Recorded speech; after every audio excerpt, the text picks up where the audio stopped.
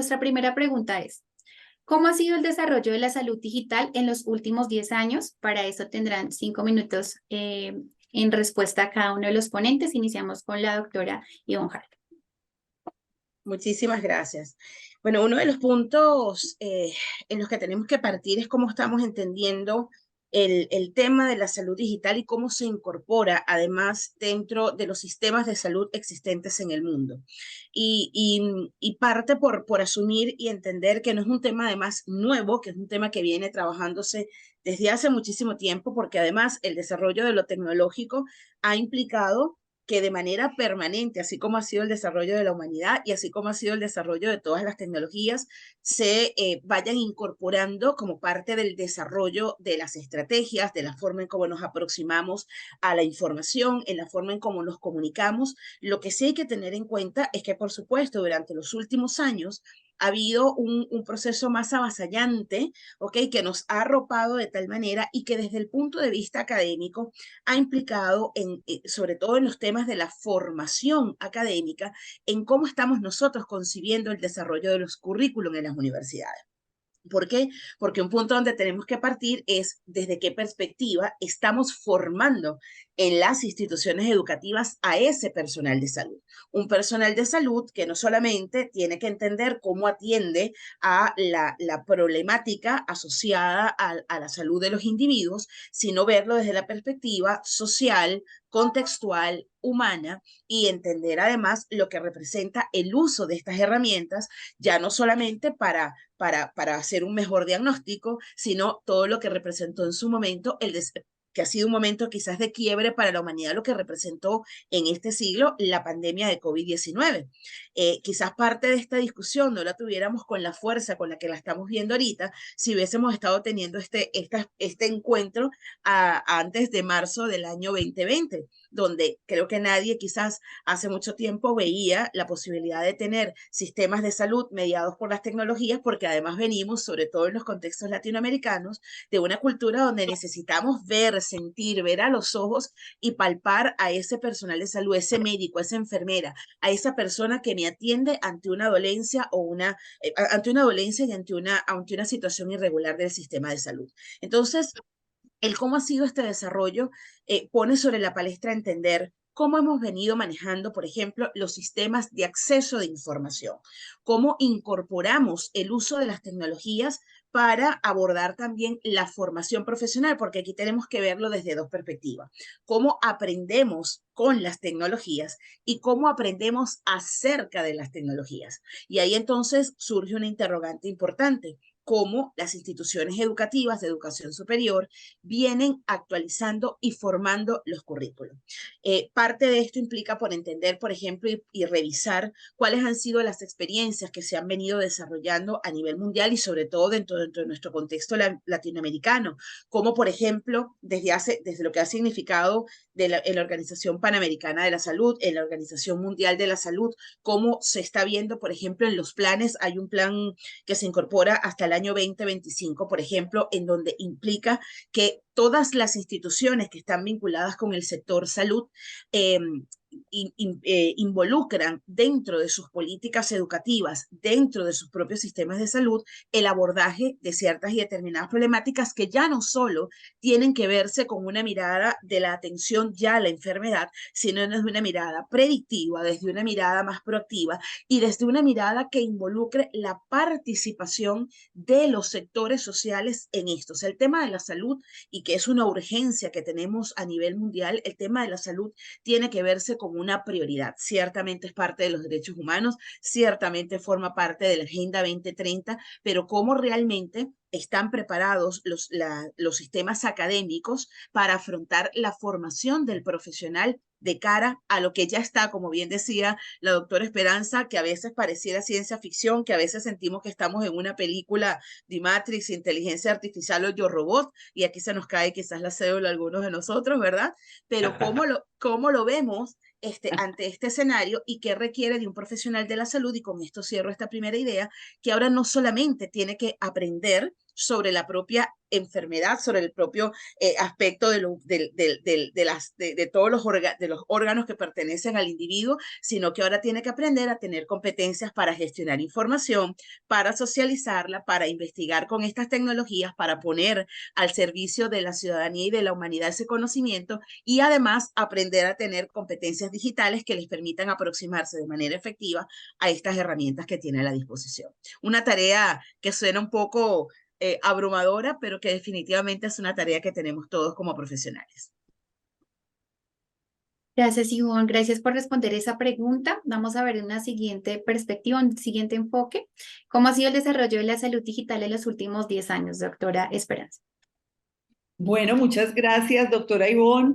Partiendo de todas los supuestos que menciona la doctora Iván, yo podría decir que el desarrollo de la salud digital en los últimos 10 años en Colombia ha dado unos pasos importantes y significativos en cuanto a desarrollo de herramientas, de plataformas, de dispositivos electrónicos, pero ha tenido unos pasos, llamémoslos, reposados en cuanto al uso y la incorporación efectiva de estos recursos para lograr la calidad que se espera y que se refleje en la atención y en la mejora de los resultados de salud y bienestar de los usuarios.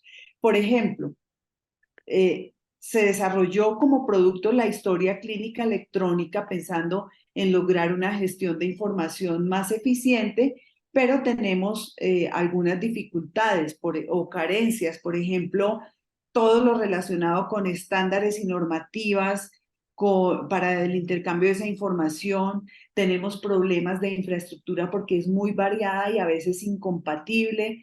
Tenemos capacidades técnicas limitadas en algunas instituciones de salud. Entonces, pues eso ha dificultado el desarrollo equilibrado entre productos y uso efectivo. Otro ejemplo es la telemedicina, una maravilla pensar que llegan los profesionales de salud a los sitios remotos, especialmente regiones rurales apartadas donde no existía la posibilidad de ese encuentro con los profesionales de la salud y llega y con ellos pues se mejora, digamos, ese servicio, se logra hacer seguimiento permanente al paciente, se logra, por lo tanto, una mayor adhesión a los tratamientos, se logra descongestionar un poco, descentralizar los servicios en hospitales, en centros de salud, en clínicas, y esos son muchos los beneficios, pero hay pasos reposados debido a algunas dificultades que se presentan, fíjense, ya no en el desarrollo y la implementación de esa tecnología, sino es en la parte del uso de la relación que se establece. Por ejemplo, el contacto humano se hace un poco distante a través de esos medios en algunas ocasiones, no siempre. Esa interacción, digamos, dificulta un poco temas como la semiología médica, es decir, que los signos y síntomas que tiene el paciente y que desconoce o ignora y que el profesional de salud a través de una cámara web de pronto no alcanza a visualizar correctamente, se empiezan a omitir esos signos y síntomas.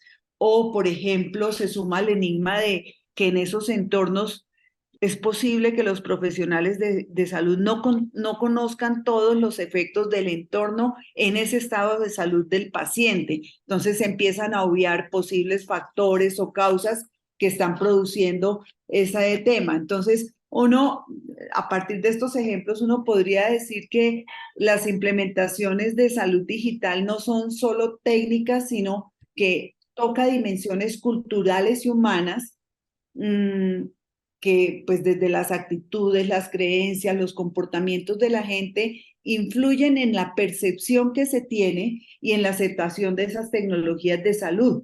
Entonces, pues hay muchos factores: diversidad cultural, diversidad de contextos, prácticas y creencias locales, nivel de alfabetización, porque no todos tenemos acceso a Internet, no todos tenemos desarrolladas las habilidades tecnológicas que se requieren, y todo esto ha hecho que el desarrollo sea un poco digamos, los pasos sean reposados, un poco más lentos que la implementación de estas herramientas.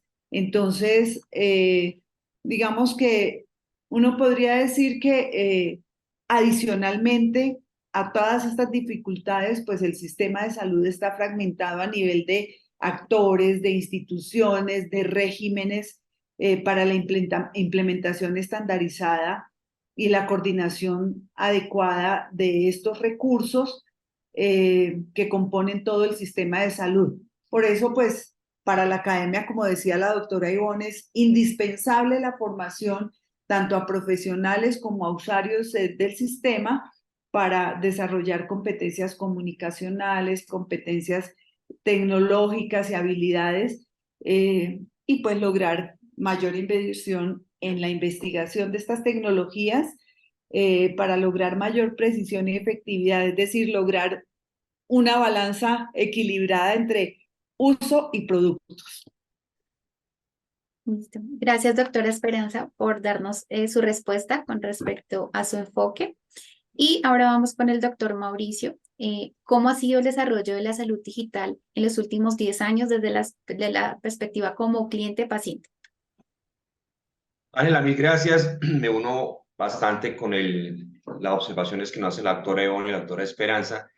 Y ya que mañana arranca el mes de septiembre, es una fecha a recordar importante porque precisamente el 11 de septiembre del 2011, la Organización Panamericana de Salud y la Organización Mundial de la Salud, en una de sus tantas sesiones del Comité Regional, definen la importancia precisamente de que los países miembros lideren una estrategia y plan de acción de salud digital.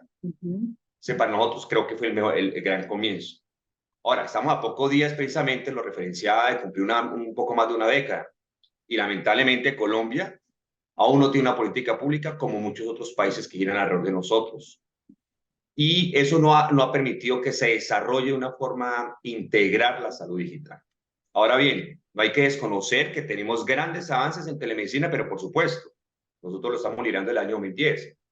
Y el desarrollo de sistemas hospitalarios, como dice la doctora Esperanza, hace 20 años. ¿No? Colombia nació con sistemas administrativos y hace 15 años con la historia clínica electrónica.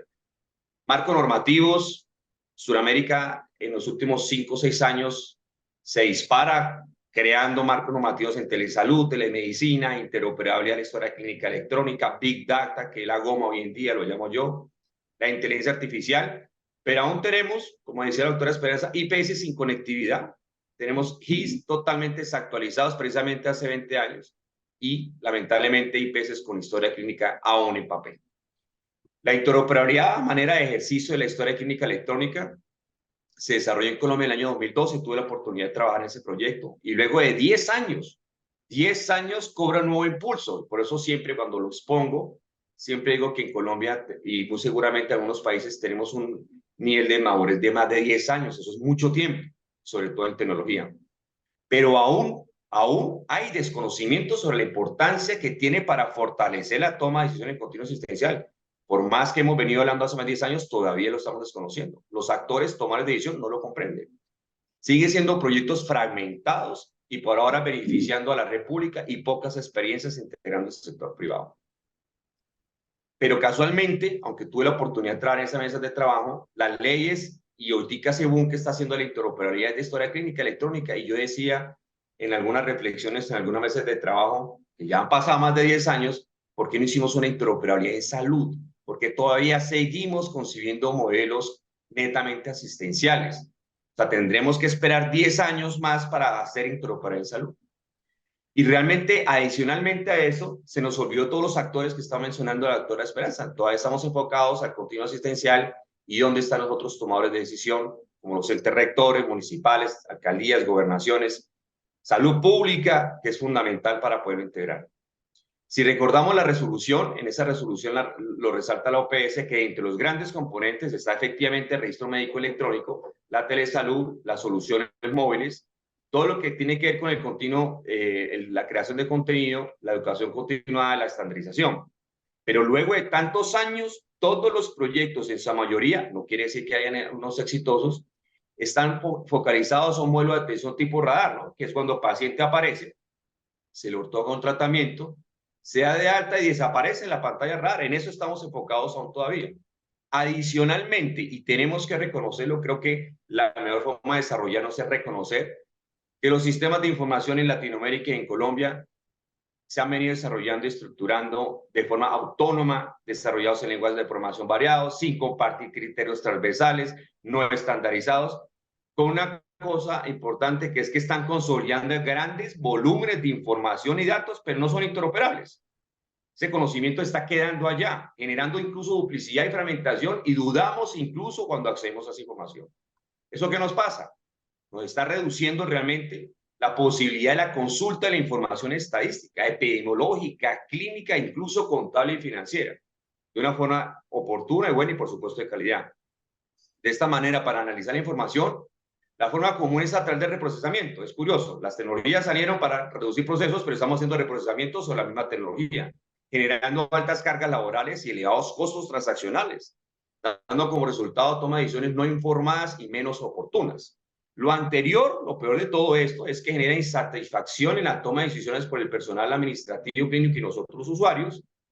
Y no solamente eso, sino genera potenciales riesgos para los pacientes debido a la toma de decisiones médicas basadas en información parcial incompleta.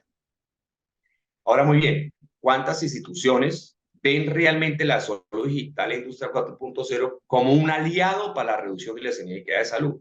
Aún estos elementos no lo estamos viendo así, lo estamos viendo como un componente adicional del área de sistemas, no lo estamos viendo como un plan estratégico de crecimiento institucional, como un medio de transformación que realmente conciba un modelo centrado en el paciente, que en el fondo somos usuarios pacientes. No me gusta hablar de pacientes porque en el fondo tenemos que centrar primero el usuario y luego el paciente. Yo creo, Ángela, que yo soy muy optimista, creo que soy la persona más optimista, llevo 20 años en esto. He tratado de salirme del sector, pero vuelven y me atrapan. Y tenemos que trabajar más duro, pero nos falta mucho por trabajar. Nos falta mucho por trabajar, pero dependemos mucho de los tomadores de decisión que están en la capa superior nuestra, para que esto realmente se desarrolle. Pero como la capa de arriba no se ha desarrollado, pues necesitamos hacer una masa, una pandemia de salud digital, que realmente esto lo dispare por necesidad y que haga parte del ADN de las diferentes estrategias institucionales. Gracias, doctor Mauricio, por darnos esa respuesta respecto a su enfoque. Por acá ya hay varios comentarios en el chat con respecto a las preguntas de cada uno de ustedes como ponentes. Y para dar continuidad, vamos con la segunda pregunta. Según su experiencia, ¿cómo sería el uso, apropiación e incorporación de las TIC en los modelos de salud preventivo, predictivo, personalizado, participativo y poblacional? La doctora Ivonne va con la respuesta en participativo, por favor. A ver, es que es un tema, íbamos planteando las preguntas y recordaba nuestras discusiones iniciales, e iba leyendo también por acá algunas de las participaciones de los que están acá presentes en la noche de hoy, de nuestros colegas, compañeros, y algo bien importante, ¿no? Dentro de esto, ¿no? Cuando uno ve hablar de estos modelos que por supuesto tienen toda una estructura, que está pensado además, porque en el documento y en el texto se ven preciosos, ¿no? Y eso nos ha pasado a todos, y más de los que venimos de los países, de los contextos latinoamericanos, díganme ustedes si no hemos padecido, no lo hemos vivido y no hemos pasado por situaciones donde siempre volvemos al punto de partida, y es cuándo realmente nosotros vamos a lograr sistemas de salud que realmente integran a los reales escenarios, que dejemos de pensar en soluciones universales y pasemos a entender las soluciones, como decía García Canclini, visiones híbridas y locales, ¿ok? Es decir, desde lo local y desde lo global, porque obvio estamos conectados, querramos o no, ¿ok? Pero cuando tratamos de entender un poco cómo lograr la participación de todos los actores que conforman las distintas realidades, me ponía a pensar, y cuando iba escuchando, es que tanto nosotros todavía hemos logrado solventar problemáticas cuando tenemos sectores en nuestros países que no tienen agua y luz, ¿ok? Cuando sabemos que al día de hoy todavía están apareciendo enfermedades que habían estado erradicadas por muchísimo tiempo, que la pandemia lo que hizo fue acelerar e incrementar muchísimas de las brechas, ¿ok? Y carencias que teníamos en nuestros sistemas de salud, ¿no? Entonces, me ponía a reflexionar. Yo decía, bueno, cuando hablamos de cómo formar entonces a un profesional de la salud y cómo cómo entender esta realidad, entendiendo que la academia se conforma, vamos a decir, la universidad de esas tres grandes funcionalidades, que es la docencia, la investigación y la extensión, y me ponía a pensar en ese concepto de universidad que decía, de García Guadilla, que decía, bueno, ¿cómo logramos organizaciones socialmente activas, conectadas, productoras y usuarias de conocimiento, ¿no? Me venía a la mente ese concepto porque, en definitiva, lograr consolidar sistemas de salud que sean realmente participativos y que nos permitan entonces entender y satisfacer las realidades humanas, me hacía acordar también de estos 8 principios que tenemos que tomar en cuenta cuando pensamos en cómo podemos fortalecer sistemas de salud. Y los copié que además, porque yo decía, bueno, ¿cómo logramos temas, como lo decía la doctora Esperanza, lo decía el doctor Mauricio, temas como la conectividad? Cuando tenemos todavía sitios en donde, bueno, no tenemos cómo llegar, no hay luz, o sea, obviamente entonces no vamos a tener sistemas interconectados, pero cómo no repensamos, que se hizo muchísimo en otras ocasiones, cómo no repensamos irnos a los medios de comunicaciones locales. ¿Ok? Pensar en la radio, por ejemplo, como un medio de difusión para poder llegar con contenido efectivo. Y esa frase que a mí me encanta mucho del proyecto de SOS Telemedicina, que el conocimiento es realmente útil si está donde se necesita, porque de lo contrario es letra muerta, ¿no? O cómo logramos, por ejemplo, fortalecer bienes digitales que sean de acceso para todos y para todas, ¿ok?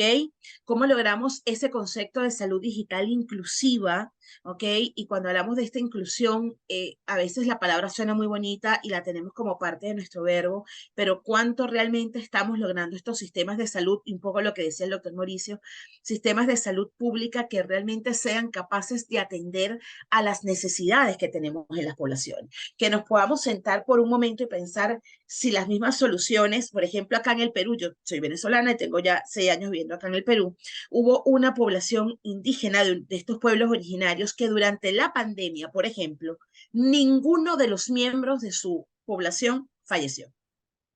Ninguno, ¿ok? Estaban alejados e aislados. Es ahorita un tema de estudio y de investigación. Y aquí, bueno, y no queremos hablar de la cantidad de fallecidos, pero fíjense una cosa, cómo nosotros cuando logramos entender estos sistemas de salud participativo, cómo logramos entender qué pasó allí, que no hubo ningún fallecido, que pudieron contagiarse, pero nadie murió, qué estaba pasando con su sistema de salud, de sus creencias que estaban allí incorporadas, o sea, qué ocurrió. Y en ese qué ocurrió nos lleva a entender lo que ha sido la historia de la humanidad y cómo muchas de estas, por ejemplo, estas etnias indígenas permanecen en el tiempo, han seguido desarrollándose y siguen permaneciendo allí a pesar de las grandes carencias que tenemos en los sistemas, ¿no? ¿Cómo logramos esa interoperabilidad? Es decir, creamos soluciones porque sería también muy injusto decir que como Latinoamérica no hemos hecho nada, sería totalmente injusto, ¿ok? Lo que ha significado el desarrollo de proyectos durante los últimos 15 años en Latinoamérica vale la pena destacar a pesar de los sistemas políticos, económicos y sociales a los que nos hemos enfrentado. Pero qué tanto nosotros logramos tener realmente esa mirada de derecho humano, ¿ok? Porque ciertamente entra en un dilema en el que, bueno, aquí se pudiera hacer motivo de otro espacio de discusión entre lo que representa el concepto real de salud pública y en lo que representa, por supuesto, el negocio de la salud, que también es un punto importante, porque para poder mantenerse requiere definitivamente que haya la inversión necesaria para que esto se lleve a cabo. Y no menos importante, estos 3 últimos elementos, que sí, ciertamente tiene que ver con el tema de la inteligencia artificial, de la seguridad de la información y la arquitectura de la salud pública, que lo que nos hace es ponernos sobre la mesa grandes desafíos, tareas pendientes, ¿ok? Tareas pendientes, que aquí ya estamos iniciando un espacio maravilloso. Tareas pendientes que parten por entender, por ejemplo, cómo formamos entonces profesionales de la salud en todos sus ámbitos, capaces de no solamente llegar a entender la esencia y la naturaleza y todo lo que pueda estar involucrado en una enfermedad, por poner un ejemplo, sino que tengamos la capacidad de tener sistemas educativos que ahora entiendan la caducidad de la información como un elemento clave, que lo que hoy es nuevo, mañana ya no lo es, que nos pasó con la pandemia y teníamos todo el cúmulo de investigaciones que se generaron durante estos 2 años. Leía un artículo que hablaba esto de la producción intelectual, cuánto se produjo durante la pandemia de conocimiento y cómo se pusieron a la disposición, cosa que no pasaba antes, porque sabemos lo que representa en el campo de la investigación, y cómo logramos realmente que ese conocimiento llegue a comprender esa realidad contextual, llegue a comprender el rol, por ejemplo, de la participación de las familias, de los jóvenes, que son una generación importante que tenemos que tomar en consideración porque son los que van a mantener y preservar las generaciones que vienen, y cómo pasamos de no dejar de concebir una mirada preventiva para lograr que realmente estos sistemas de salud logren su cometido y dejemos de tener quizás un poco estas nuevas alternativas que no estoy diciendo con esto que no sean viables, pero que volvamos otra vez a retomar la confianza en el valor de la ciencia y el conocimiento como herramienta para el desarrollo de las naciones, que yo creo que allí tenemos una tarea importante por solventar. Así es, doctora Ivonne, muchas gracias. Ahora vamos con la respuesta de la doctora Esperanza. Según su experiencia, ¿cómo sería el uso, apropiación e incorporación de las TIC en los modelos de salud preventivo, predictivo, personalizado, participativo? Y va con el enfoque predictivo.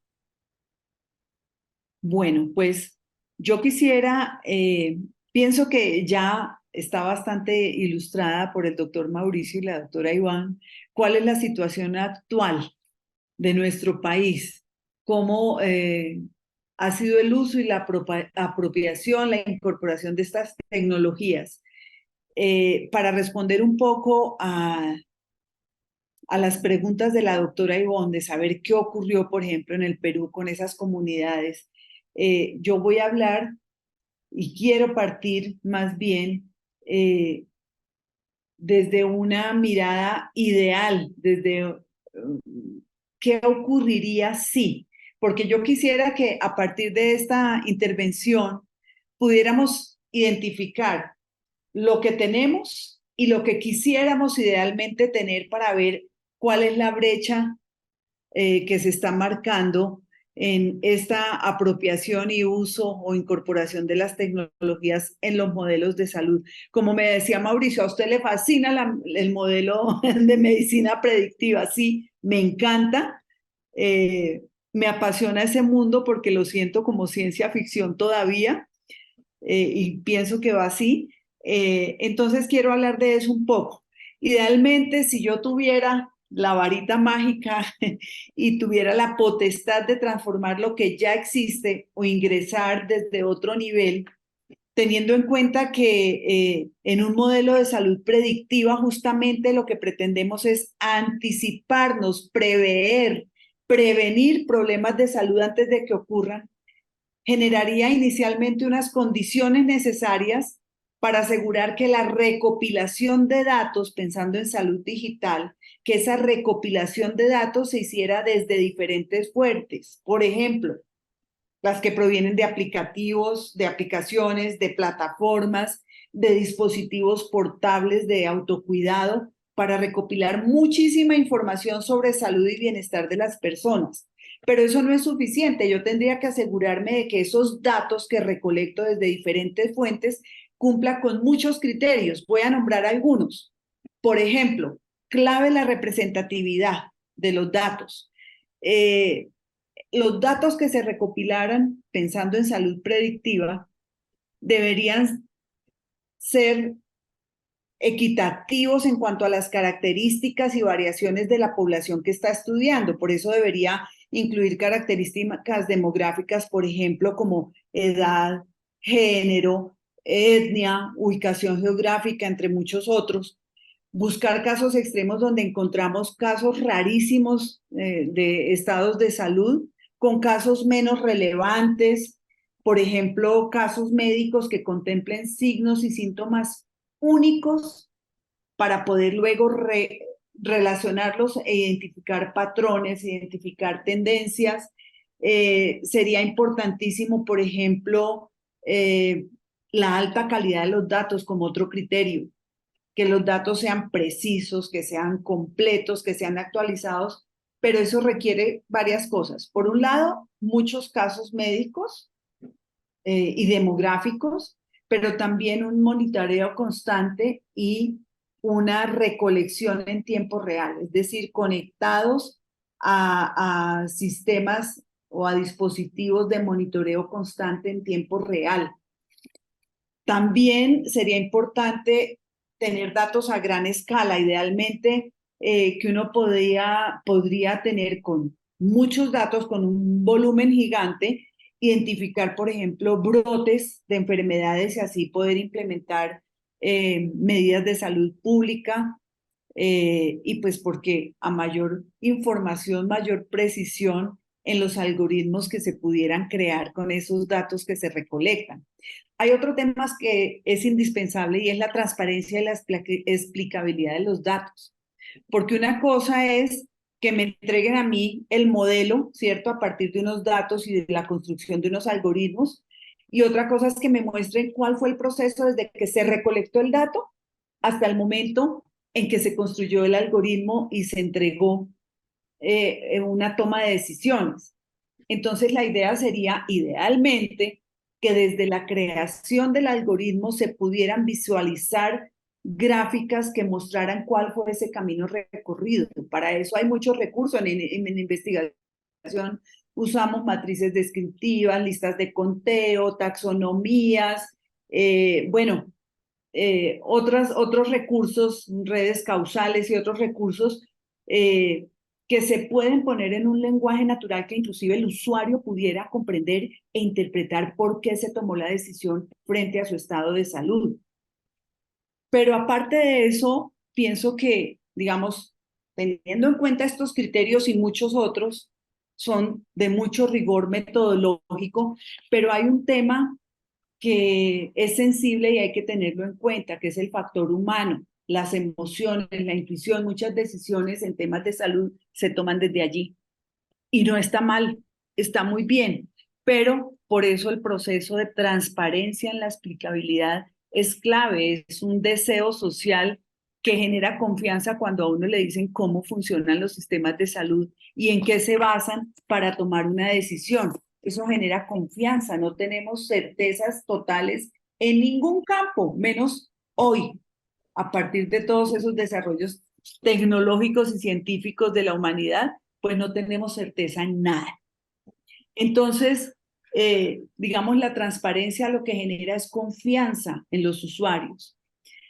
Hay otros temas que idealmente uno debería tener en cuenta en estos modelos predictivos y es que se debería, digamos, que esos datos deberían tener una supervisión continua, permanente, porque es variable.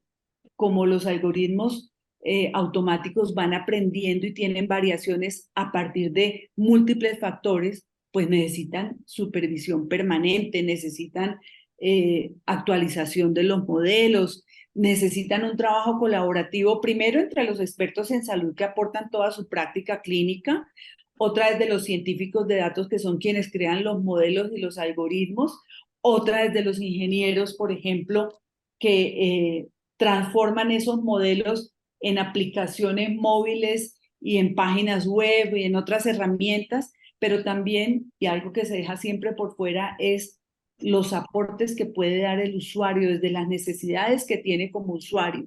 No trabajamos colaborativamente, estamos acostumbrados al individualismo. Necesitamos trabajar con los que generan las leyes, con todos estos especialistas para poder tener una visión integral y que esos datos que se recolectan permitan realmente prever y anticiparse a problemas graves de salud para poder generar también unas soluciones de salud pública.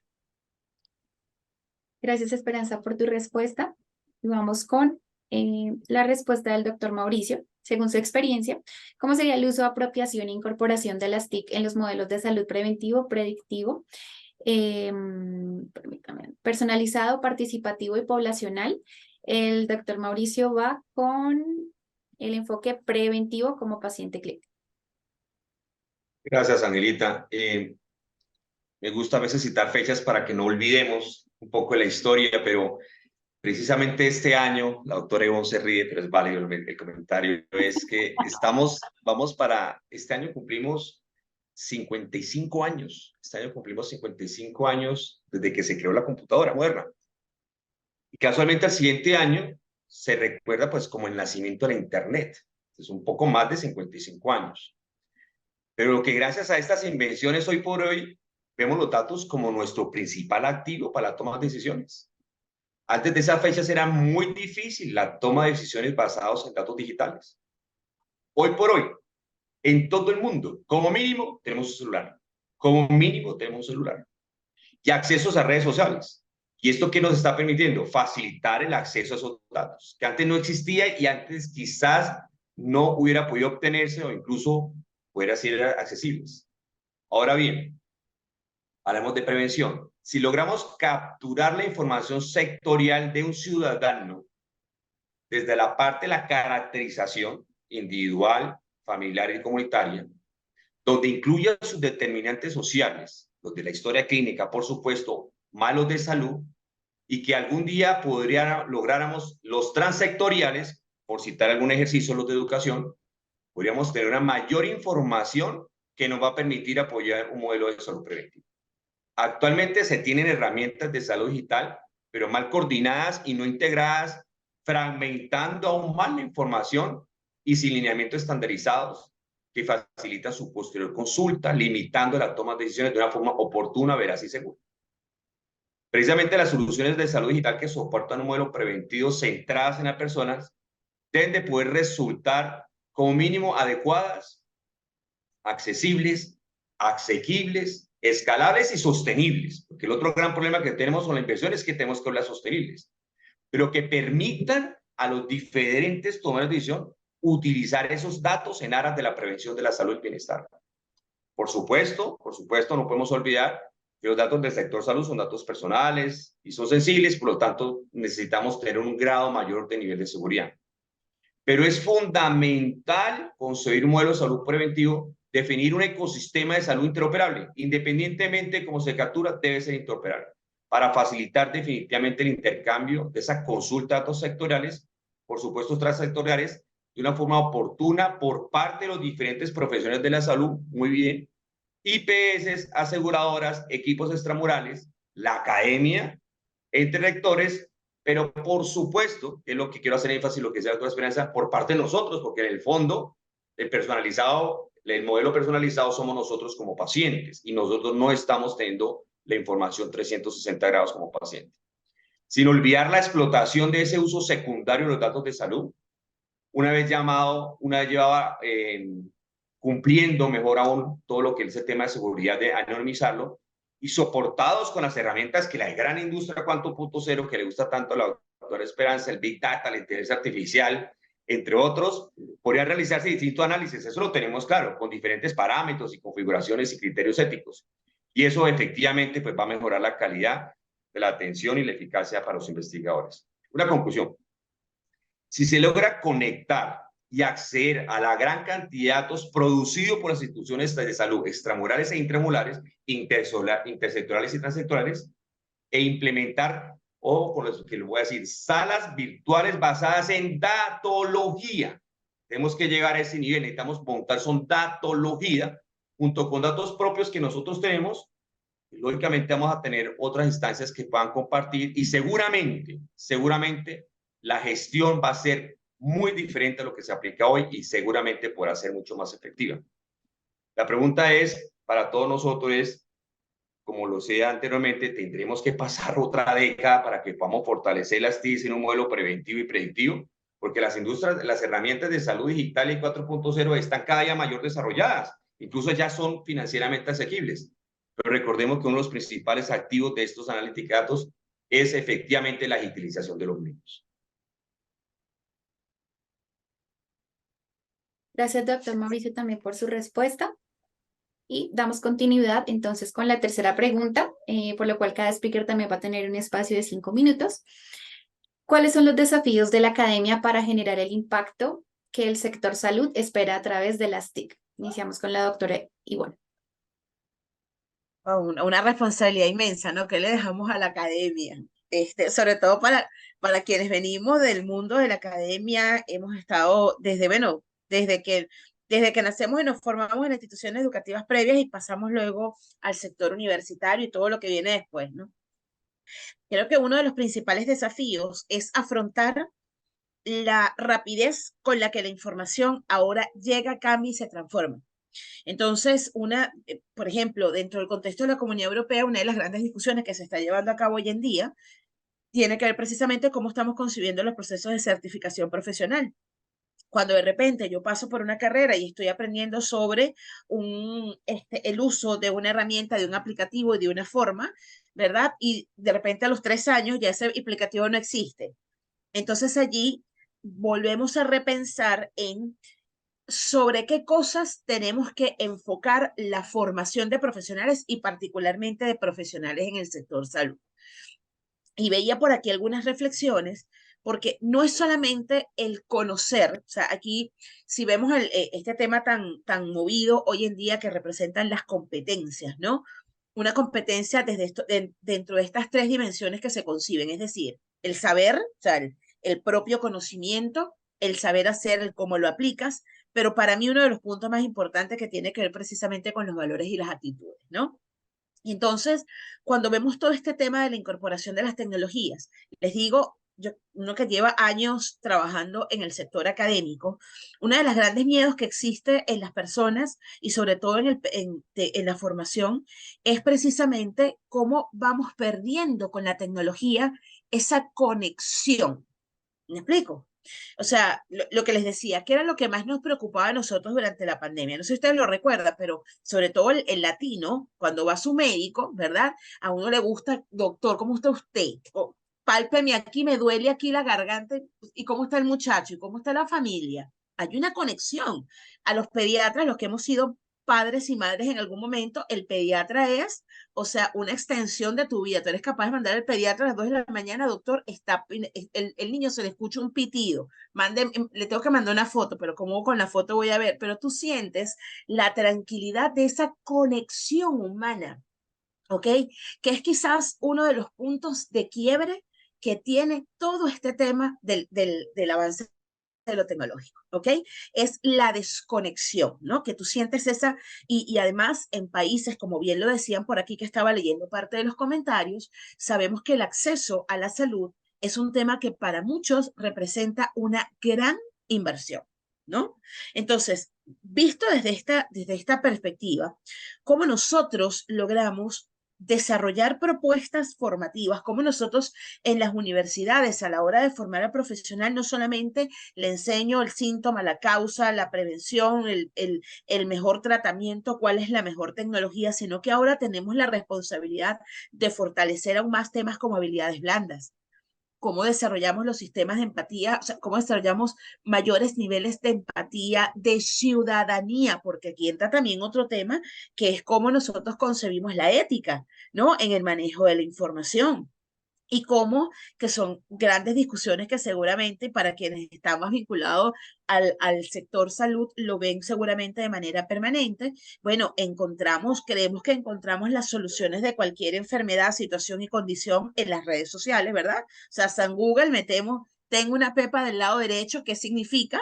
Y entonces, bueno, me va a salir todo lo que podamos imaginar y hay como una leve competencia, vamos a decirlo así, ¿no? Entre el saber real y antes eran los saberes que podíamos conseguir quizás en los ancestros y en todo ello, bueno, lo vemos ahora en San Google, ¿no? Entonces, fíjense que ante esa realidad donde ahora todos, porque como bien decía el doctor Mauricio, tenemos acceso a un dispositivo y tenemos acceso a la información, entonces ahora, ¿cómo logramos desde la academia generar currículos que sean mucho más óptimos? El tema, por ejemplo, de la certificación profesional pasa por entender, sí, qué rol están cumpliendo las carreras.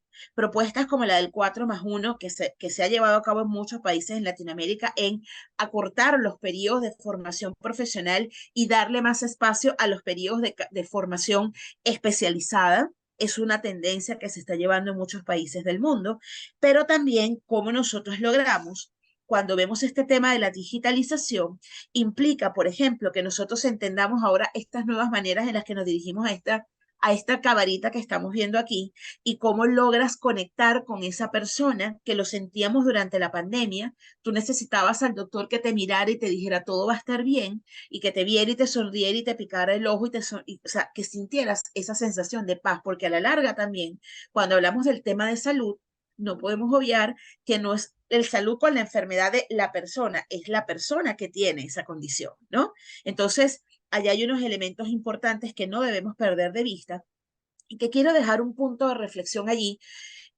porque hay también algunas otras preguntas que van a estar también asociadas a esto, y es que desde el punto de vista de la producción del conocimiento y de cómo estamos manejando la implementación, estas estrategias didácticas para enseñar y también para luego este profesional pueda tener acceso, es que con la gran cantidad de información con la que estamos accediendo, hoy en día se está generando una problemática también a nivel mundial.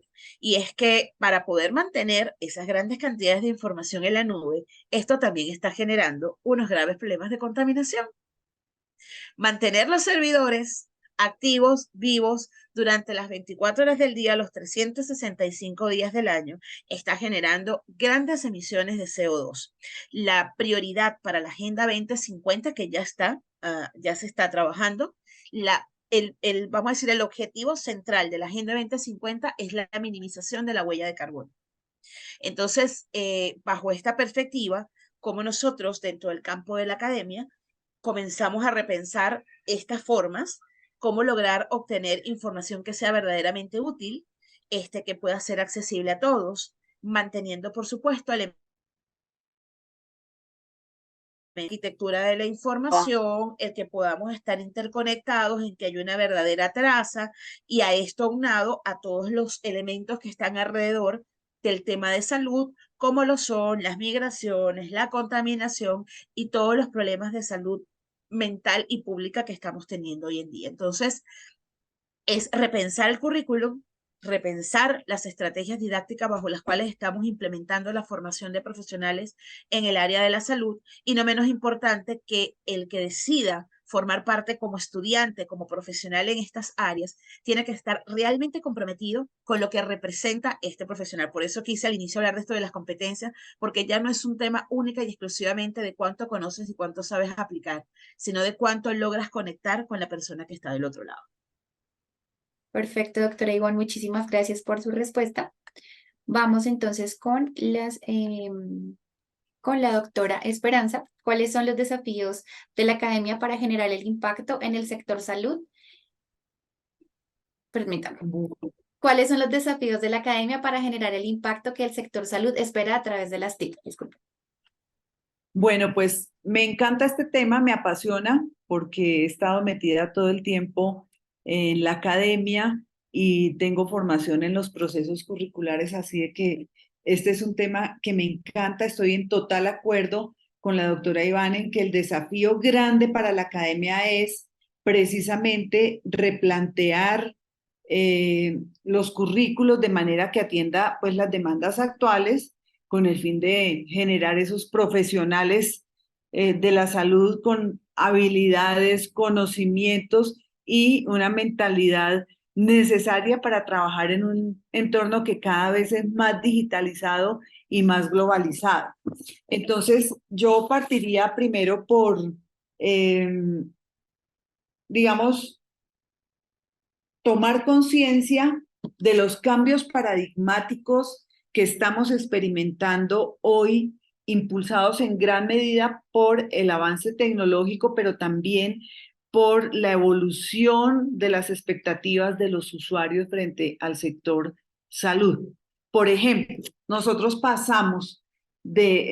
cambiamos el paradigma, pasamos de una atención centrada muchísimo en la enfermedad a un enfoque centrado en la prevención de la enfermedad y la promoción de la salud, es decir, de la descripción a la predicción. También pasamos de una atención hospitalaria a una atención que cada vez es más frecuente, una atención en el hogar a través de dispositivos para el seguimiento y el monitoreo. Pasamos, por ejemplo, de una atención reactiva, siento, ante la enfermedad, a una atención proactiva, precisamente debido a los modelos predictivos que pueden prever tempranamente esos trastornos de salud. Pasamos de una información limitada a una información abundante por la proliferación de dispositivos móviles que han democratizado de alguna manera el acceso a la información. Entonces tenemos pacientes mucho más informados, mucho más inquietos y exigentes, y eso cambia la dinámica o la relación médico-paciente. Pasamos de una atención local a una atención global. Hoy en día los profesionales de la salud se comunican más entre colegas para hacer un diagnóstico y un tratamiento más especializado, más efectivo. Entonces, digamos que pasamos también de de una escasez de datos, estamos pasando, no hemos pasado, pero vamos hacia una digitalización automatizada que va a permitir una acumulación de datos a partir de los registros médicos, de los dispositivos que logren algún día esa interoperatividad. Entonces, estamos pasando a eso y tenemos que aprovecharlo de manera significativa para lograr una mejor atención. Entonces, han sido muchos los cambios paradigmáticos. Acuérdense de la visita médica, como mencionaba la doctora Ivonne, presencial, donde uno se siente consentido, atendido, me duele aquí, le miran ese aquí, a pasar a una telemedicina, digamos que cambia la forma de relacionarse uno con el tiempo, con el espacio, con el profesional de la salud, con las formas de comunicación. Son muchos los cambios en ese sentido.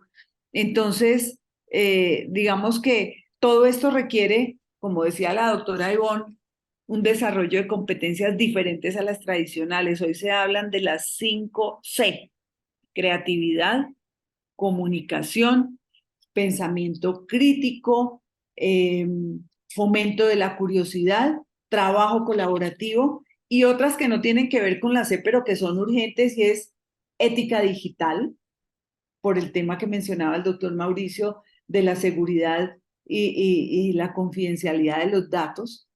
Autonomía en el aprendizaje, como son cambios permanentes, se necesita el autoaprendizaje, ser autodidactas. Una mentalidad emprendedora, porque cada día enfrentamos problemas que antes no se presentaban. Necesitamos soluciones innovadoras, entonces necesitamos una formación de profesionales innovadores, creativos, dispuestos a generar propuestas, entre muchas otras habilidades diferentes. Antes como que casi que la memoria era suficiente, hace unos 50 años, con que uno se memorizara unos datos era suficiente para tener, digamos, solucionadas varias cosas. Entonces, como decía, el gran desafío es la reimaginación, el replanteamiento de los currículos para un mundo mucho más digitalizado, mucho más globalizado y mucho más complejo en todos los sentidos. Así es, doctora Esperanza, muchas gracias por su respuesta.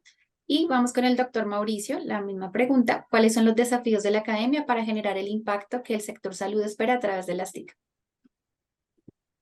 Yo entré en reflexión con esta pregunta, Ángela.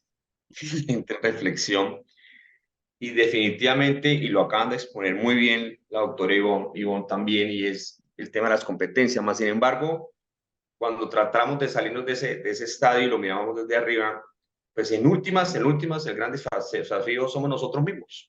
Somos nosotros mismos. Porque quien toma las decisiones no es la máquina, la decisión la tomamos somos nosotros, somos los seres humanos. En ese orden de ideas, probablemente con lo que ya se ha citado, podamos exponer unos 4 o 5 desafíos más, pero traigo a colación 2 específicos que vengo hablándolos desde hace 10 años. Y es precisamente lo que han hablado en este instante, y es el empoderamiento de los profesionales de la salud. No es solamente ir a la universidad, sino es empoderarse. Es el tema que es un nivel más alto de empoderarse. y que de verdad conozcan los beneficios de la salud digital. Hace muchos años, viajar a Europa para conocerla, efectivamente tocaba irse con recursos de dinero para viajar y todo este tipo de cosas. Entonces, ya nació en Internet, la conocemos por Internet, por fotos, pero tampoco, aún todavía no estamos creyendo en eso. Entonces, si realmente no vemos esos beneficios y las rescatamos, porque no estamos esperando que los médicos y los profesionales de salud aprendan a desarrollar de software, eso no es la salud digital.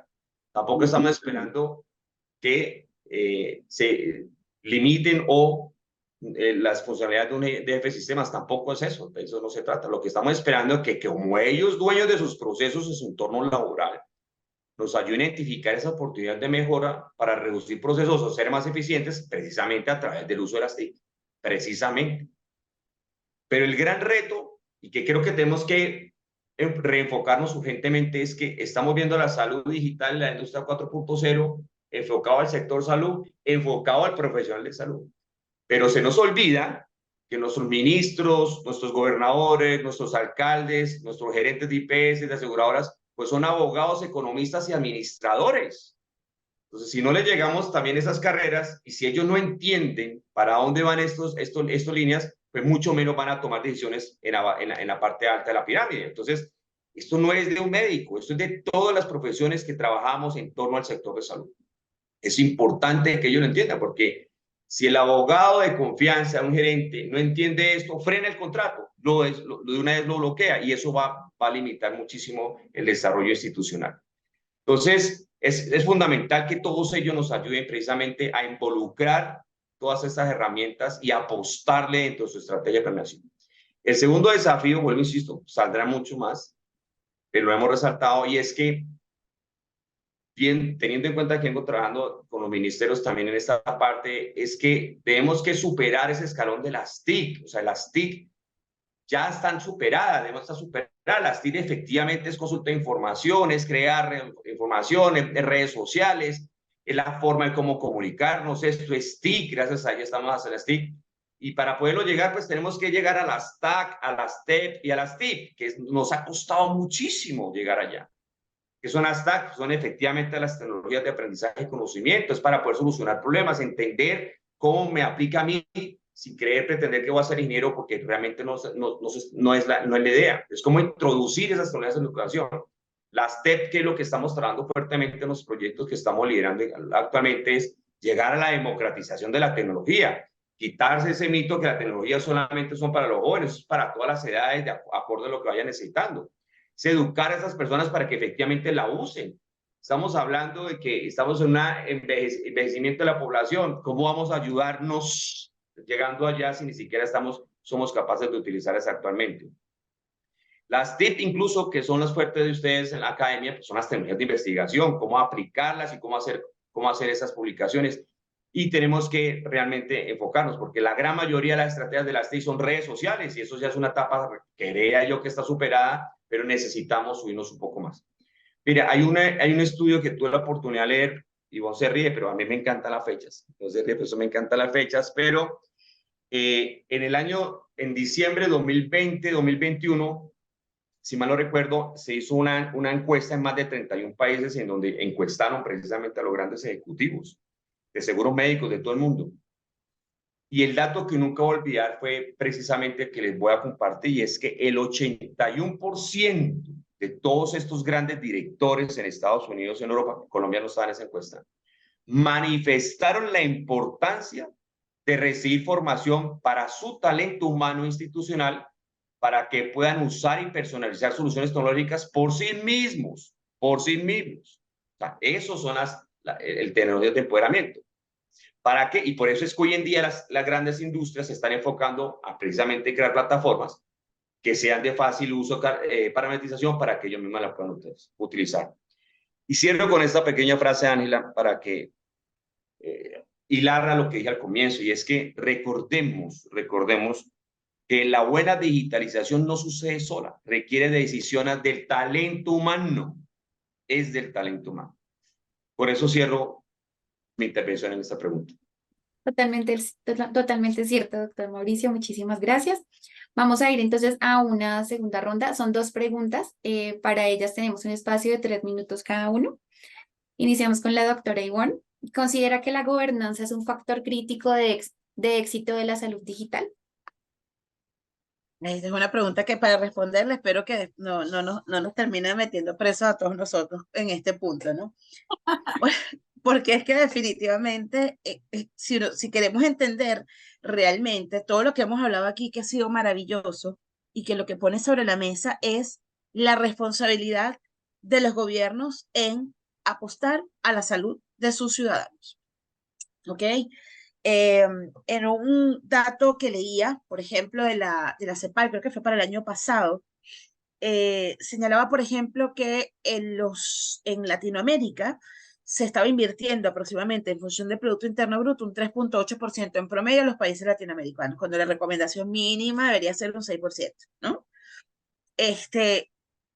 Y tú dices, ajá, y el resto sale del bolsillo de las personas, o sea, del dinero que las personas pagan para acceder a un sistema de salud medianamente asequible, ¿no? Entonces, la pregunta que uno se hace es cómo se hace entre decidir si vas al médico, por ejemplo, para tener una salud preventiva y hacerte tu chequeo anual, por decirles algo, y tener toda la prevención y todo lo que nosotros idealmente necesitamos, cuando tienes que decidir entre eso y alimentarte o comer o pagar los servicios básicos o todo lo que esté alrededor, ¿no?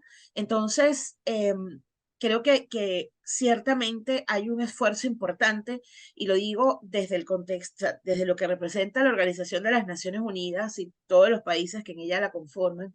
Yo siempre digo que a mí particularmente cuando se habla de la ONU, porque bueno, cuando uno ha trabajado o ha formado parte también de la organización, hay un chip que queda dentro de ti cuando hablas de la Agenda 2030, de los ODS, del no dejar a nadie atrás, de estas acciones intersectoriales, y también vemos la realidad que nos circunda ante estos escenarios.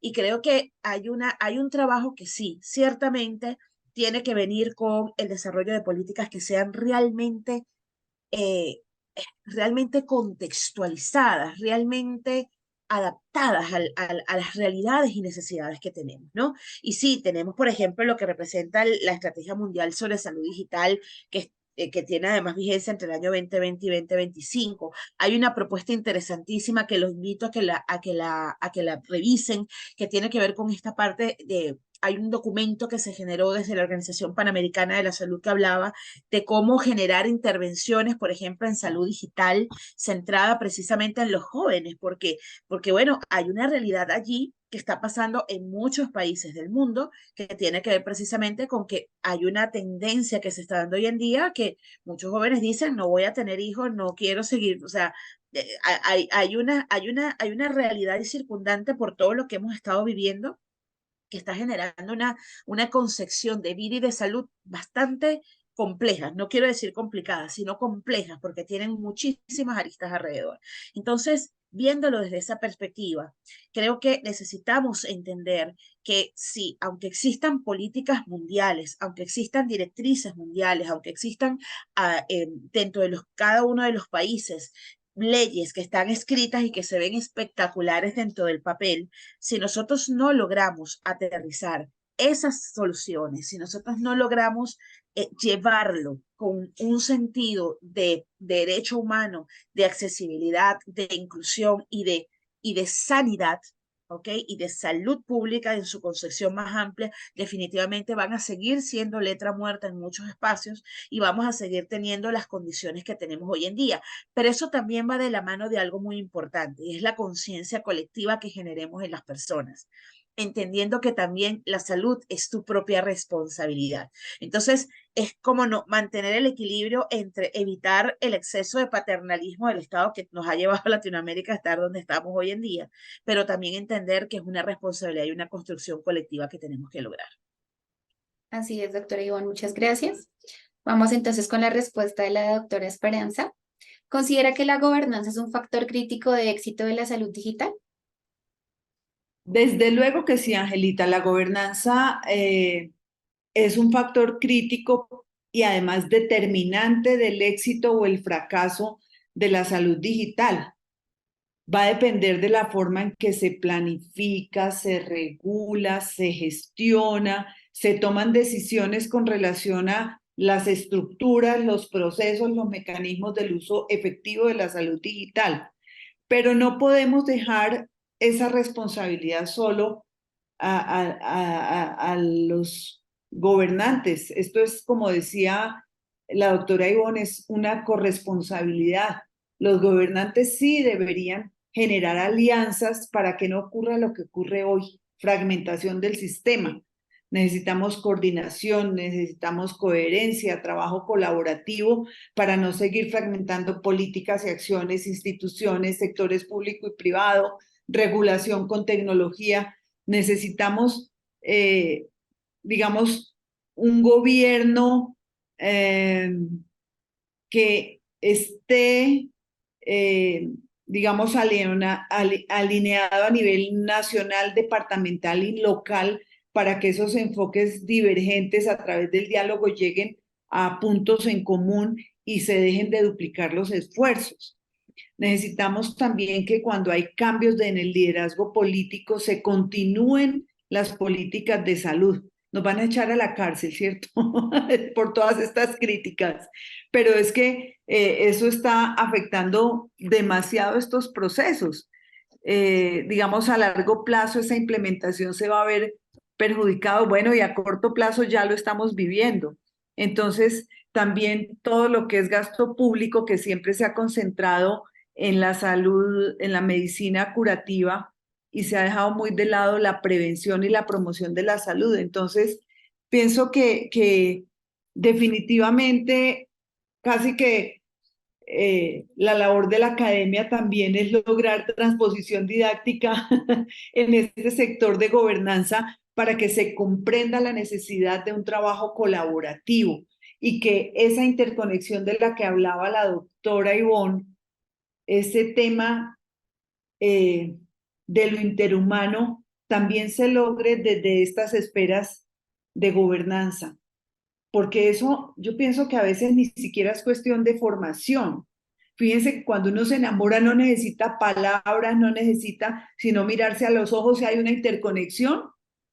Porque si experimentamos en temas de salud estos temas tan fuertes donde está en juego la vida o la muerte de un usuario, ¿por qué esa interconexión no sucede? Tal vez el tema de la gobernanza sí tenga que ver con formación en la transposición didáctica de esa interconexión humana. Entonces, creo que la gobernanza debe ser participativa, es un deber ciudadano, es un deber para con la vida, para con nosotros mismos y con los demás consultores de historia en este país. Así es, doctora Esperanza. Muchísimas gracias por su respuesta.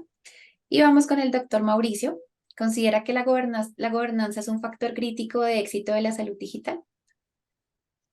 Tan crítico que nadie lo entiende. Tan crítico que nadie lo entiende. Es que el gran problema de los proyectos es que no se plantean gobernanza de salud, entonces, sobre todo en digital. De hecho, creo yo, aunque mi experiencia es un poco más enfocada al sector público, que parte de las limitaciones del sector privado en integrar data es precisamente porque no tiene claro cuál es su rol, no tiene claro qué es la seguridad que ellos van a tener. Y es porque no lo hay, porque una cosa es la seguridad y otra cosa es la gobernanza. Y precisamente la gobernanza de la salud digital se dirige a la mejora de la calidad, la eficiencia y la efectividad del sistema de salud. Ese es como el eje transversal en el buen funcionamiento, también incluyéndolo en la salud pública y todo lo que se basa en el tratamiento intensivo de los datos y en la generación, por supuesto, de la información que va a girar alrededor de la gobernanza. Pero mira que el éxito de la gobernanza de la salud, y tú precisamente la hace, y por eso lo cité y vuelvo, menciono que estoy hilando las preguntas, es de lo que nació en el 2011 con la estrategia de plan de acción de la OPS, y es que precisamente parte de la gobernanza le pregunta o nos pregunta a los proyectos, venga, primero planee y lo ejecute. Aquí en la gran mayoría de proyectos ejecutamos y los devolvemos y luego planeamos. Muchos de ellos ni siquiera alcanzamos a planear y es precisamente nos están preguntando, venga, ¿cuál es su estrategia? ¿Cuál es su plan de acción? ¿Cuál es su presupuesto? Porque es que un proyecto sin recursos es muy difícil sacarlo adelante. Entonces, cuando alguien va muy entusiasmado a implementar o desarrollar un proyecto y ni siquiera tiene presupuesto, luego se desanima o efectivamente está haciendo unas consultas en otros sectores que no va a tener la mejor decisión. Entonces, eso es parte de la gobernanza, es estrategia, plan de acción, presupuesto, garantizar los derechos de todos los actores, pero lo más importante, sus roles y responsabilidades en un proyecto. En últimas, me tomé el atrevimiento de pensar unos 4 o 5 líneas importantes para el tema de la gobernanza y la más importante que creo que nos pasa acá en Colombia, en todas partes del mundo, es una palabra clave, es voluntad. La voluntad es lo más importante. Eso funciona en el sector público y en el privado. La salud digital tiene como un aliado la definición de la estrategia del gobierno, como te dices, pero en el fondo, curiosamente, el sector privado es el que más ese desarrollo lo ha realizado. De hecho, hoy en día la norma sale tan tarde porque los proyectos van mucho más avanzados y cuando sale ya realmente no está aplicable, ya no se aplica. Y es precisamente ayudar a conformar un equipo que lidere esa estrategia. En la gran mayoría de los proyectos, sin ánimos, obviamente, decir que no tiene la competencia porque la tienen, es que cualquier cosa que digan digital, llámense al jefe de sistema, si ese señor jefe de sistema está estallado de trabajo. El diario vivir se lo está consumiendo, no le da para poder hacer un planeación adicional. Mucho menos le generan un personal adicional. Siempre digo, sistemas es un tema, la planeación estratégica es otra. Van y le haga, sí. Yo siempre he invitado que lo que debemos de implementar y desarrollar más en los países y en instituciones, necesitamos urgentes centros nacionales para la salud digital. Es urgente implementarlos. No dependamos solamente del ente nacional, pueden ser departamentales, municipales e incluso empresariales, pero necesitamos que existan esos pocos. Si ustedes miran o revisamos las experiencias de los países, proyectos, entonces porque tienen una dirección exclusivamente para desarrollarla, exclusivamente, y eso es lo que ha logrado que realmente esto crezca. Obviamente el tema de la conectividad, que no es menor, pero si ustedes miran y vamos y miramos, el tema de la infraestructura república es lamentable. Entonces, como vuelvo, insisto, como la interoperabilidad en el sentido de la palabra está de moda, y van y miran un hospital y no tienen ni siquiera energía, entonces no funciona, entonces dice que el proyecto no funciona. Y es porque ni siquiera han evaluado su entorno. No olvidar y reconocer que hay experiencias buenas locales e internacionales. No temamos a ir a verlas, a ir a evaluarlas. O sea, hay una carrera también por ser protagonistas, de decir yo lo hice primero, y realmente esto ya existe hace mucho tiempo. Creo que el mayor éxito de los proyectos es cómo poder replicar proyectos exitosos propios en su entorno y que realmente se sostengan y salgan adelante. Pero muchos de nuestros directores dicen, no, eso ya lo hice en otro país, ¿para qué lo vamos a montar nosotros? No, esa no es la idea, realmente, esa no es la idea. Nosotros tenemos que ser muy buenos, pero no lo somos actualmente, en exportar conocimiento. Nosotros deberíamos estar llevando a Europa nuestras ideas, pero siempre vamos a Europa a que nos vendan las ideas cuando nosotros tenemos una capacidad de desarrollo impresionante, impresionante. Y me despido con esta última, digamos, línea para el trabajo para la gobernanza, y es, por favor, los proyectos deben partir de un modelo, de unos procesos, y las TIC como un medio y no el fin. Y eso es importante mencionarlo porque creo que la responsabilidad por responsabilidad que está haciendo el doctor Ivonne parte también incluso de los medios de comunicación, porque la forma en como lo están escribiendo, pues están mandando unos mensajes que realmente no son los más acertados, y creo que también en esa parte tenemos que profundizar, Angelita. Por eso cierro un poco mi intervención. Así es, doctor. Gracias por el aporte. Y vamos a finalizar con la última pregunta, y luego seguimos con la ronda de preguntas del público. Para eso también, por favor, 3 minutos cada uno. Iniciamos con la doctora Ivonne. ¿Creen que la relación médico-paciente ha cambiado con la implementación de la salud digital? Sí, sí, y es válido, sí, y es una alternativa, sí, y tenemos que pensarlo no como la pérdida de la humanización de estos sistemas, sino como la posibilidad de llegar a más personas.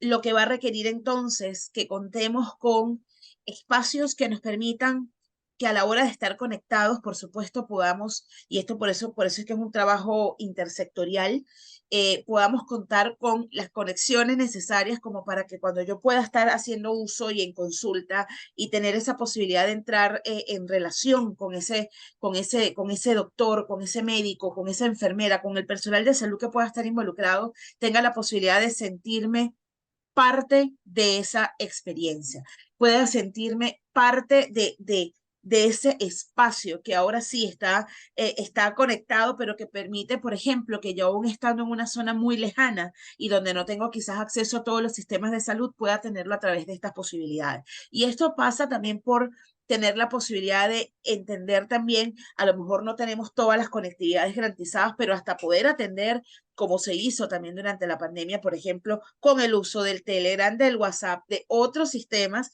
que bueno, que en la medida, porque no es que vamos a solucionar los problemas económicos de la noche a la mañana, pero sí vamos a tener la obligación de repensar estas nuevas formas y cómo logramos, sí, conectarnos desde esa empatía, desde esa amabilidad, desde esa posibilidad de utilizar y aprovecharnos de las ventajas que tienen las tecnologías, porque no son nuevas, porque están allí y porque han llegado para quedarse desde hace muchísimo tiempo. Así que sí, nos toca aprender, reaprender y desaprender también otras prácticas distintas.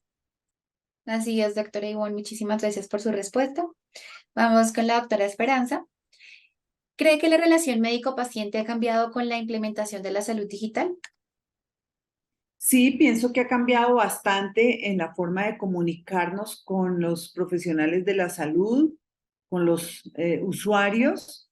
Pienso que, digamos, esa relación es hoy en día más horizontal. Si nos remontamos a tiempos pasados, cuando se hacía la visita a los profesionales de la salud, el usuario era muy subordinado, iba como si fuera un recipiente vacío y el profesional de la salud le entregaba información que de manera subordinada se recibía, se asumía, se sometía a los tratamientos, a veces con resultados maravillosos y a veces no tanto.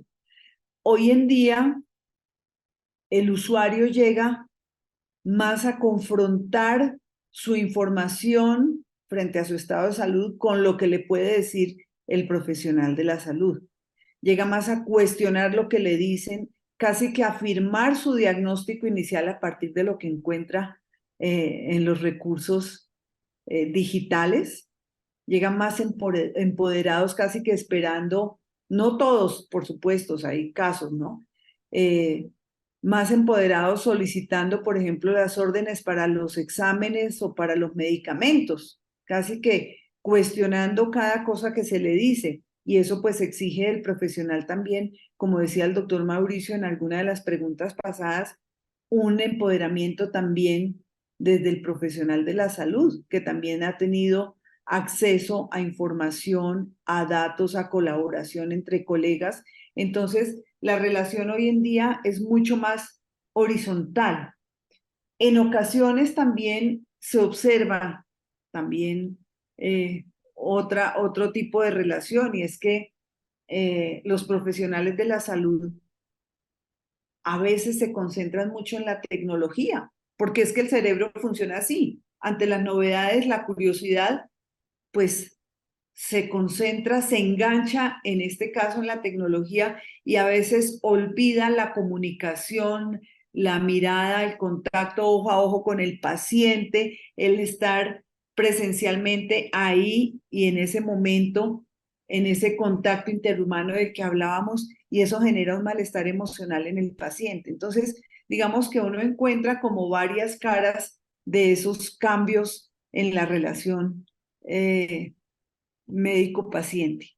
Creo que en general veo esos dos cambios muy fuertes. Muchísimas gracias por su respuesta, doctora Esperanza, así es. Y vamos con el doctor Mauricio. ¿Cree que la relación médico-paciente ha cambiado con la implementación de la salud digital? Voy a ser bastante puntual en aras de la hora para poder escuchar a las personas que nos acompañan y me pongo en este instante como paciente, ¿no? Creo que somos pacientes, todos somos efectivamente pacientes y que efectivamente que los laboratorios me llegue un link y yo los pueda ver inmediatamente, porque el laboratorio del otro me lo envía, excelente, que me llegue un correo electrónico, excelente, que pueda sacar citas médicas en línea, perfecto, que me llegue mensajes de texto con promoción y prevención, genial, que me lleguen videos para educarme en mi diagnóstico, está supremamente bien. Más sin embargo, creo que no es suficiente nosotros como pacientes, porque en el fondo uno lo que busca es una buena relación con su médico, ¿no? Y lo que más estamos valorando es la cantidad y la calidad de tiempo dedicado a nosotros. El médico sigue siendo fijándose al computador 100%. Yo a veces no sé si es que las historias clínicas que se están desarrollando son complejas y cada vez les están pidiendo más información a ellos que no nos pueden ver, y muy seguramente nos están limitando de tiempo para poder generar esa confianza. Pero imagínate, hoy en día aquí, por supuesto en Colombia las IPS todavía tenemos que entrar con tapabocas y el computador con gafas mirando el computador, o sea, uno no alcanza ni siquiera a conocer el rostro del médico. Es que no lo alcanza ni a ver. Entonces uno sale del consultorio y yo creo que el médico pasa al lado y uno no lo ve. Es que el tema es, no hemos logrado realmente solucionar ese tema. Lamentablemente para mí no lo veo así. Creo que nos estamos alejando. Vuelvo, insisto, no sé si la cantidad de información que deben de digitalizar, pero vuelvo, insisto, si el problema es el sistema, entonces ¿por qué no vuelven a preguntar a todos los mismos datos que nos están recopilando hace más de 30, 40 años? Creo que nos falta superar esas barreras. Creo que necesitamos sistemas mucho más ágiles para que realmente nos dediquen más tiempo a esto. Totalmente de acuerdo.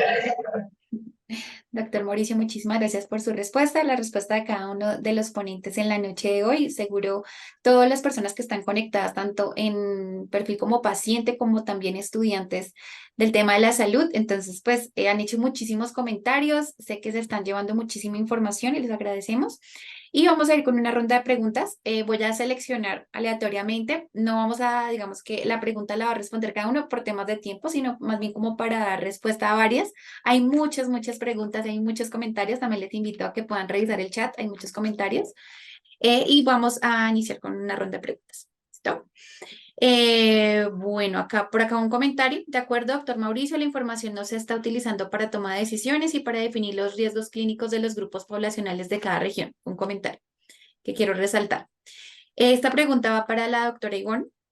¿Cuáles son las principales herramientas de salud digital utilizadas en la academia para el paciente? A ver, pudiéramos listar muchísimas, ¿no? Pero creo que una alternativa importante que está representando una posibilidad de acceso inmediato tiene que ver con el desarrollo de todas estas plataformas de formación, ¿ok? A través de cursos, por ejemplo, como cursos MOOC y de opciones de telemedicina, que muchas están basadas en inteligencia artificial, algunas están basadas en el uso de dispositivos para poder acceder, por ejemplo, a nuevos tratamientos y nuevas formas. Pero quiero hacer un énfasis particular en estos sistemas de salud, en estos sistemas de formación y de acceso a la información que lo que están permitiendo es la posibilidad de contar con conocimiento preciso ante ciertas y determinadas problemáticas, ¿ok? Y pongo como ejemplo, por ejemplo, lo que representó un programa que para mí fue muy significativo, como lo es el programa SOS Telemedicina, que es un proyecto que se hizo desde Venezuela con la Organización Panamericana de la Salud, que es una plataforma que permitió solventar una problemática real que estaba ocurriendo, por ejemplo, desde el 2015 en Venezuela, porque estábamos siendo el primer país con la mayor tasa de mortalidad materno-infantil. Y necesitábamos poder atender, atender esta problemática dándole conocimiento a ese personal que estaba metido en las selvas, que estaba metido en las regiones que tenían poco acceso y requería, por ejemplo, formar al personal que estaba allí ante conocimientos que permitieran salvar vidas, ¿no? Entonces, creo que pudiéramos hacernos un paseo por la cantidad. Miren, el año pasado, por ejemplo, hay un dato que decía que existían en desarrollo de aplicativo más de 4,5 millones de aplicativos desarrollados. O sea, si sumamos todas nosotros que estamos acá, no lográramos quizás acceder a toda esta información. Pero ¿qué es lo importante? Tener claro para qué necesitamos utilizar estas tecnologías. ¿Es para la atención y llevar un historial clínico? ¿Es para poder registrar y poder hacer un procedimiento? ¿Es para poder aplicar de repente la inteligencia artificial? O sea, ahí lo clave va a ser qué es lo que yo necesito para yo poder brindar esta solución. Y los vamos, y ahí están a la disposición. Muchos de ellos a veces con propuestas que son gratuitas, otras que no lo son, pero que en definitiva tienen que tener una formalización y sobre todo brindar la posibilidad de solventar la problemática de salud que esté en un momento determinado. Gracias, doctora Ivonne, por su respuesta. Voy a ir leyendo un comentario y una pregunta como para que todos de pronto puedan participar. Bueno, desafortunadamente en nuestros países faltan recursos para lograr verdadera conectividad en todos los entornos. Muchas veces el profesional de salud no puede ni siquiera revisar el resultado de exámenes e imágenes diagnósticas porque los sistemas son inestables y poco robustos. Y nuevamente estamos llenos de papeles para recibir medianamente atención de calidad, entre comillas.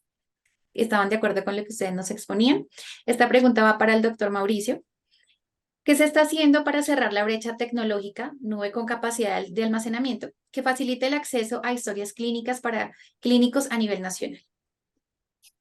Súper, yo quiero responder las dos intervenciones que acaba de hacer porque se nos está olvidando y es muy buena, incluso el comentario que tú hiciste. Y es que no toda la culpa la tienen digamos, los entes superiores. Y es que el tema de la conectividad, pues hemos pasado 3G, 4G y vamos para el 5G y ya le estamos dando publicidad a la 5G. Pero yo siempre lo digo, y si ustedes miran cualquier tipo de conectividad, tecnología que sale, siempre lo comparan con telemedicina. Es lo único que saben decir, no, eso le va a servir a telemedicina. O sea, la telemedicina se hace con 3G y no lo hemos logrado. Entonces, ¿qué pasa? Lo que pasa es que eso también es un negocio, entonces un negocio es para los telcos y eso está limitando realmente el desarrollo de la conectividad en los países, porque ellos donde menos población hay, pues obviamente no van a hacer un despliegue de infraestructura y eso nos está afectando muchísimo a todos. Por eso la parte rural, vea un comentario de un compañero, es cierto, la parte rural sigue estando totalmente desprotegida, eso es totalmente cierto. No hay proyecto, el satélite llegó, pero sigue siendo muy costoso. Digamos que para mí, si seguimos en esa tónica, todos estos beneficios no van a ser equitativos, van a ser exclusivos, perdóname, son para las que vivan en las cabeceras principales y eso va a reducir obviamente la oferta rural que necesitamos que nuestros campesinos y nuestras personas que trabajan sigan en el campo. En cuanto a lo otro, sí se está haciendo mucho, en eso sí hay que celebrarlo. Anteriormente el almacenamiento de la información era muy costoso. La infraestructura de hardware que se necesitaba para hacer el almacenamiento de información era muy costosa. Creo que la ola de la nube también logró que los proyectos eran viables financieramente, más allá de la curva de alzas que tenemos con el dólar. Pero recordemos que el solo impacto cuando los equipos empiezan a evolucionar y todo durante los años y efectivamente toca estar invirtiendo recursos para estar renovándolos, pues la nube obviamente está amortiguando todo ese tipo de cosas. Entonces digamos que en esa parte sí afortunadamente se están haciendo muchos proyectos, de hecho casualmente lidero varios proyectos en ese aspecto. Entonces digamos que nos ha favorecido y eso es lo que ha permitido, hace varios años era casi imposible, solamente eran para algunos y hoy en día, digamos que la facilidad de la nube nos ha permitido que efectivamente ejecutemos varios proyectos en ese orden. Y como hay tanta competencia, pues eso obviamente ha permitido que los costos sean un poco más fáciles de ingresar. Gracias, doctor Morales, por sus respuestas. Vamos con una pregunta para la doctora Esperanza. Los datos se compilan para uso de medicina predictiva, pero ¿cuál sería el margen de error? ¿Cuál sería el riesgo de diagnóstico errado?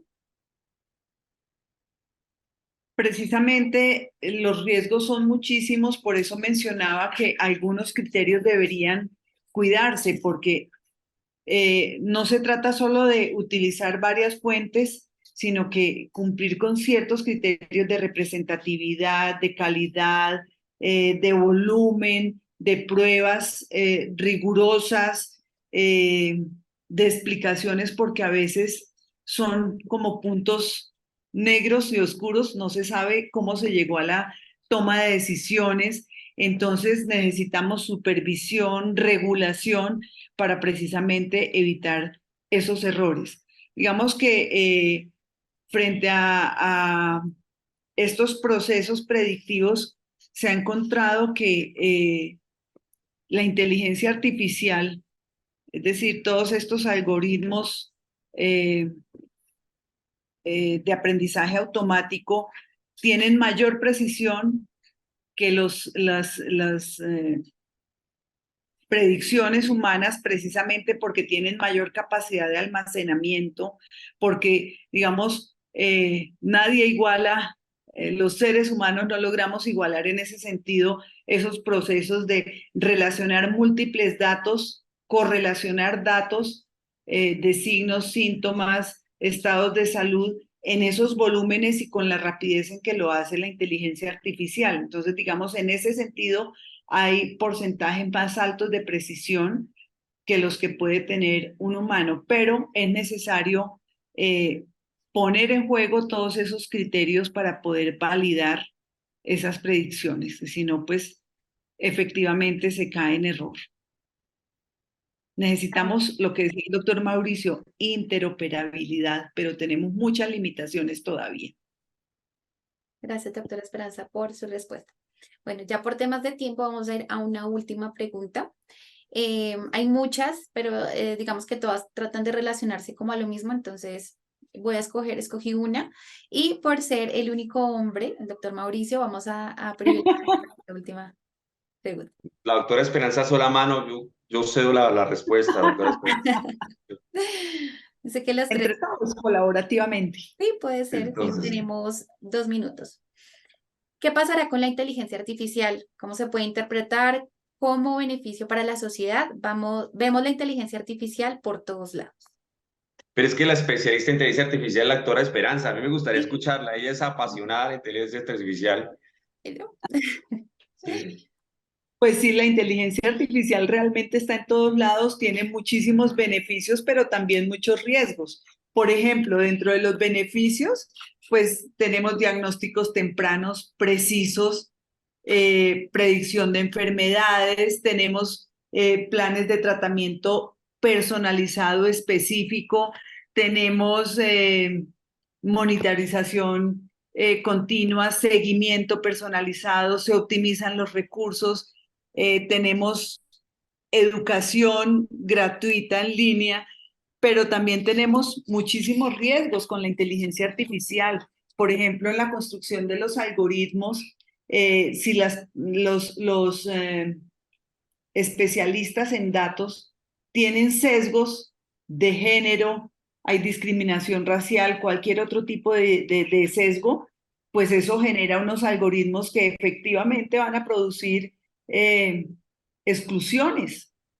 Entonces, pues son algunos problemas de la inteligencia artificial, pero por eso estamos como en un periodo de transición. Hacia allá vamos, pero tenemos todavía muchas dificultades. Pero yo le veo muchas posibilidades porque es que si ustedes miran los problemas de la humanidad cada día son más fuertes. Yo no sé si conocen las estadísticas, por ejemplo, según la OCDE, en 2020 Colombia, por ejemplo, está ubicado en los últimos puestos por el número de médicos y enfermeros que tenemos. Tenemos solo 2.2, ahí estoy con las cifras como el doctor Mauricio, 2.2 médicos por cada 1.000 habitantes y solo 1.3, ni siquiera 2 enfermeros por cada 1.000 habitantes. Mientras países, digamos que la OCDE considera con mayor desarrollo en algunas cosas, no en todo, porque yo siento que nosotros también tenemos desarrollos mayores en muchos aspectos. Nos dicen que, por ejemplo, en Portugal hay 5.5, casi 6 médicos por cada 1.000 pacientes, nosotros 2. 18 enfermeros por cada 1.000 pacientes, nosotros ni siquiera 2. Entonces, pues esos son muchos problemas y la inteligencia artificial en eso nos ayuda porque libera un poco la carga administrativa, ayudan los diagnósticos y tratamientos de manera rápida y precisa y entonces vamos a tener la posibilidad de mayor cantidad de médicos y personal especializado en salud atendiendo a la población. Entonces, digamos, hay muchísimos beneficios porque es que tenemos demasiados problemas en salud mental. Si ustedes miran en el Plan de Desarrollo de Naciones Unidas, uno de los temas prioritarios de aquí al 2030 es la salud mental. México nos gana, seguimos nosotros con problemas de salud mental en Colombia. Entonces, por ejemplo, la inteligencia artificial ha desarrollado unos sistemas de terapia en línea, de acompañamiento, ejercicios de relajación, jamás para reemplazar al terapeuta o al especialista en salud mental, solamente como complemento y apoyo mientras, por ejemplo, existe la agenda.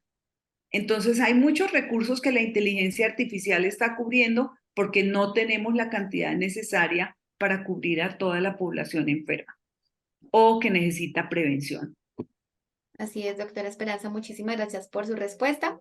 Bueno, hay muchísimas preguntas, pero en el chat estuvimos compartiendo las redes sociales de nuestros speakers, de nuestros ponentes. Si ustedes desean de pronto en algún momento contactarlos para alguna duda en específico, no duden hacerlo, yo me atrevo a decirlo, por favor. Los pueden contactar, alguna duda en específico que les pueda ayudar de pronto en su proceso académico o profesional. Listo, bueno, hay muchos comentarios de agradecimiento, vieron la perspectiva del tema de la salud en la academia desde otro ángulo, están muy agradecidos, hay por ahí aplausos para también les invito a ustedes como speaker a que revisen el chat y miren todos estos hermosos comentarios. Listo, entonces les voy a dar un momento para que por favor se despidan de la audiencia y vamos a finalizar el evento en unos momentos. Doctora Igual. Bueno, realmente agradecer este espacio. Digo que estos espacios de encuentro no hacen sentir, lo que falta es un buen café y sentirnos que estamos entre colegas conversando, que tantas veces falta nos hace para reflexionar, para sentir que estamos haciendo la diferencia, ¿no? Desde UTEL, además, corazón verde, como digo yo, ¿no? Orgullosamente hemos venido generando espacios durante todos estos años en los que nos da la posibilidad de conectarnos, de apuntar a problemáticas reales, ¿no?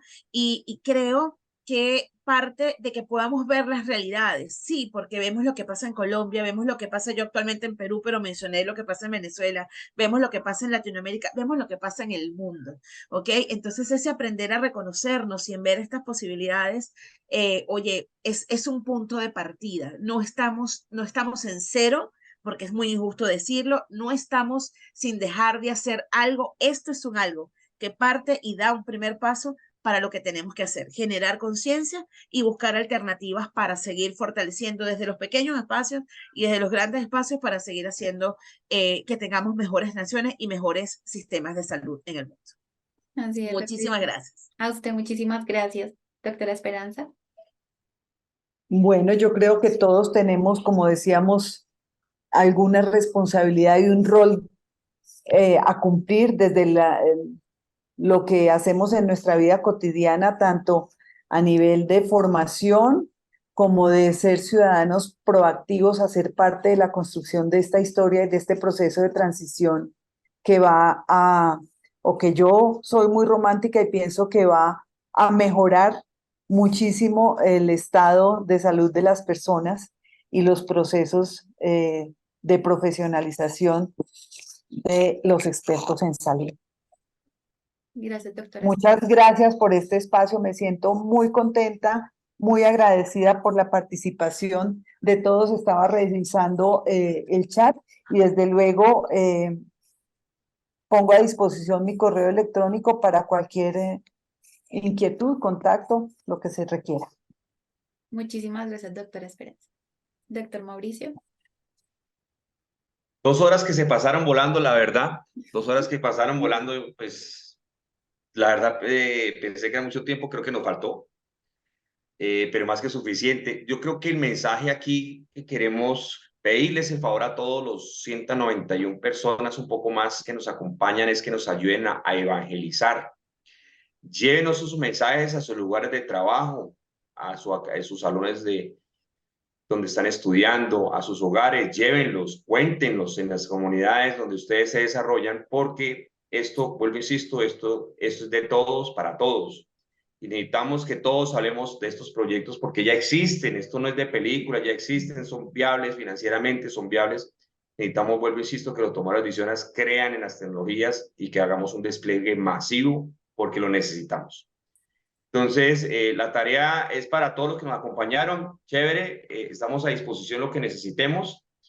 Y a todos, ¿no? Chévere, la mesa de trabajo, doctora Esperanza, Ivonne, excelente, excelente. Me encanta que lo hayamos compartido. Angelita, la coordinación perfecta. Muchas gracias.